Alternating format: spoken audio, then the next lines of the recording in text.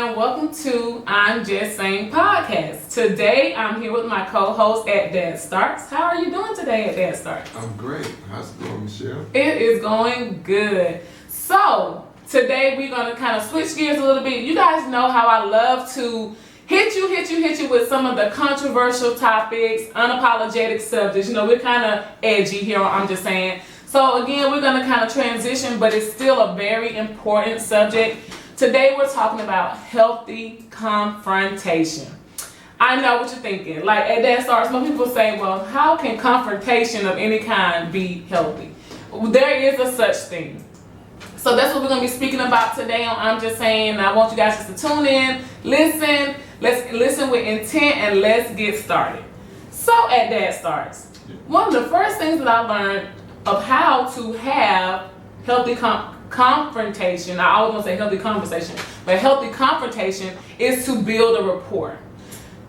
You know what I'm saying? So like basically, no matter what type of environment you're in or the relationship you're in, if there's something that you want to say, you want to build a rapport with that person, basically because when you come to confront them, they won't feel like they're being attacked.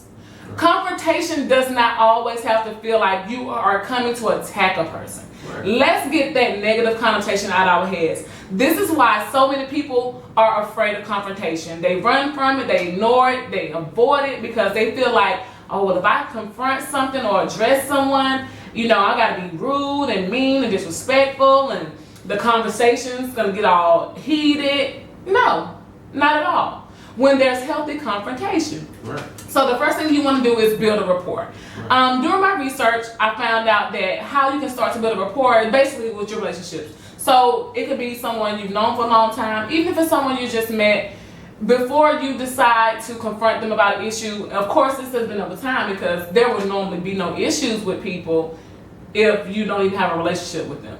You know what I'm saying? Like if I just met you today, I don't have any issues with you. I mean, I guess I could, but it wouldn't be anything that I would entertain, you know? Right. So you want to build a rapport. People have to know that you truly care about them. Exactly. When you get ready to address or confront them. Right. So for example, if I had an issue with you at Dad Starts about, let's say you was always late. And I just don't like people being late all the time. It's just one of my pet peeves. This is kind of true.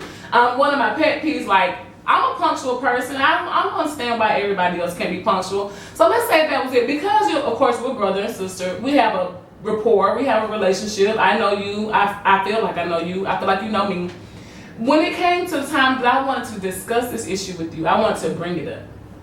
Because I have that rapport, you know that I love you and you know that I care about you. Right. There should be an ease to addressing this issue. It should. You know, I shouldn't feel like, oh my God, what is he going to say? Am I going to lose this relationship? Is it going to be tension or awkward or ill feelings? No, because we already have a relationship, we already have a rapport. So you know that I care about you. Right. So whatever I'm coming to address or confront you with, it shouldn't even be received as an attack. I agree.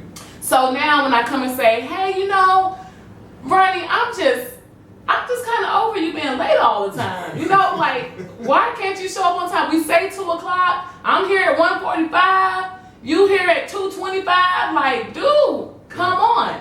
And in that approach, I am confronting you. I'm addressing the issue, but I'm not attacking you either. Right. And you're not feeling like you got to come out now on the defensive. Do you have any comments about that?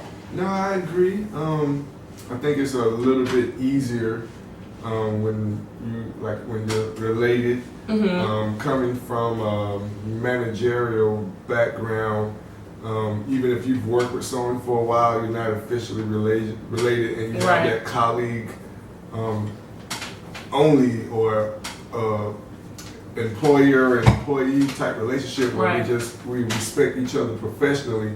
There's always a little a bit of feeling uncomfortable because we are not related. Right. So yeah, it should be easier, but what you're saying, the same tactics and effect, just approaching them in a good demeanor with rapport, and respecting each other, not trying to talk down to them, but address the elephant in the room. or differences. So Absolutely. yeah, I agree. This was some people may not be related, and I know.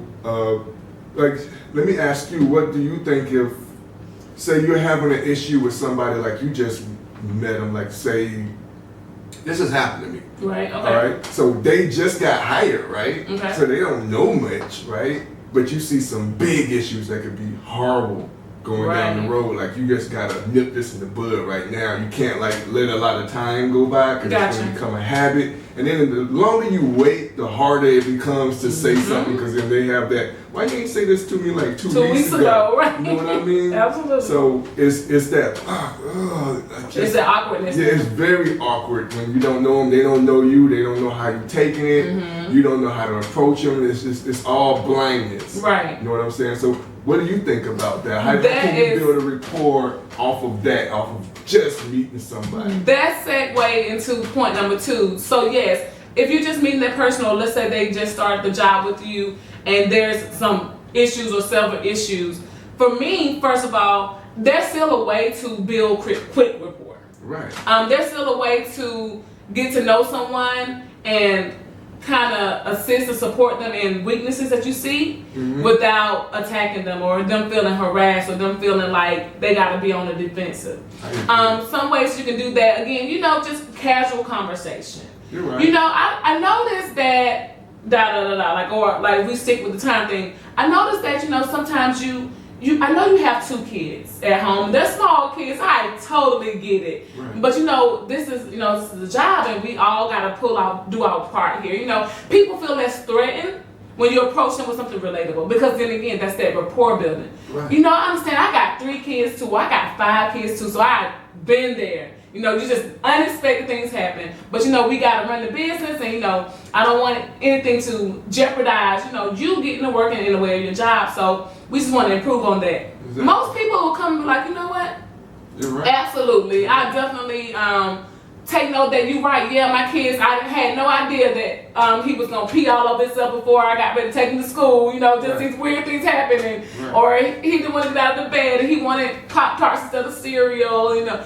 So just things happen and people feel more comfortable when you approach them. And so you said something that brought us into our next point, which is addressing things when they're small. Exactly. Not letting that time go by. So timely is a second key to healthy confrontation. What you want to do when the problem is small, that's the time to confront it. I agree. You do not want this length of time to go by, or you do not want things to continue to build and then become an explosive, real, true confrontation, like the idea of what people think about confrontation. Now everybody's yelling and screaming and feeling attacked because now it has just grown into this huge beast of a topic. Right. When it was just a little fox, we could have addressed it then. So that's what you want to do. So like you said, don't let time go by. No. Go ahead, nip it in the bud. Let's get it out of the way. Let's address it and be done with it. It's in our past. If I could piggyback off of that, also from my experience, when you're letting an issue that needs to be addressed go by, for whatever reason, maybe you're trying to give that person a chance to see if they can fix it themselves, which is no. Right. You just assume that they don't know any better and they need you to talk to them. But when you do that, you're opening the door where you have to allow others to do it too. Right. Because then now it seems like you're showing favoritism, whether you're a parent or a teacher or a manager or entrepreneur, anyone that is sort of under you or whatever, and you're in a position of authority, and you're not addressing that issue because of you're afraid of the confrontation, you're allowing others to be allowed to do the same issue. So if they're late, you can't say nothing to Billy. If trying to think of a name. Alicia is late. If Alicia's late, you can't say nothing to Billy. You gotta be consistent. You can't say nothing to Billy if you letting Mark and Jill and everybody else. So now, like Michelle was saying, that small problem you could have fixed right up there for that. Or now it's the whole staff, or the whole family, or your whole entourage of friends or whomever are doing the same original thing. They might be doing it worse. If I see that you can let Bill do a little bit, some people are going to take a whole mile. They're going to be 2 hours late. and then them hanging themselves. So then now they're terminated. They're sitting in the office. They wonder, well, you let him do it. Well, okay, but then it comes back to you because you wasn't fair in the whole ordeal. You wasn't fair or consistent, with the confrontation, or with the issue, I should say, with the issue. Yes. So you just have to be reminded of that and be cognizant of how you're managing and how you keeping everything fair. Especially with when you're everybody. talking about lawsuits and stuff. All this, man, that thing can get ugly. quick. It can get ugly quick. So yes, absolutely, that was a great point. Being fair and not letting one person get away with something, and then now you want to come bring down the hammer on everybody else that's doing the same thing because now it's a trend. Yes, that's a good word. Right, it's now the trend. Now we trending with this. We all late. We like, hey, they been late. You late. So we all late. So absolutely, that was a great point. The other thing is to confront the issues. This one right here really hit home to me. Because let me tell you guys why. I'm going to just set this up a little bit. I had a problem with this because I did not know how to separate. And this key point about confrontation is you confront the issues, not the person. Right. It is so difficult, and I will be transparent. Mm-hmm. It was challenging for me to separate and distinguish that I'm not confronting the person.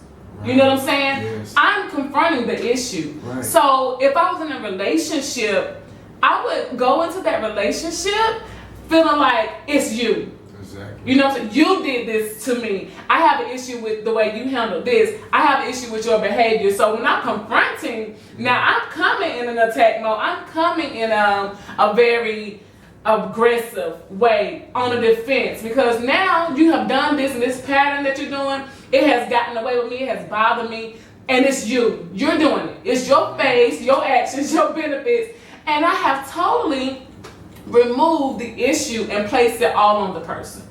Right. And that too is again unfair because it's not that the person is the face of the action.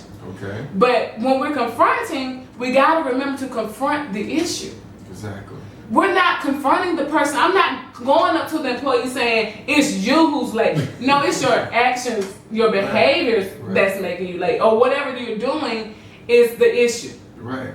It's not you. I love you. You're a totally cool guy. Let's go out to lunch. Right. But I don't like the fact that you're late. Right. Being late or tardy is the issue, right? And so for me, like I don't know about everybody else. I'm sure I'm not the only one. But other people have experienced this to the point to where we get it confused easily. Right. It can easily be contaminated with that person.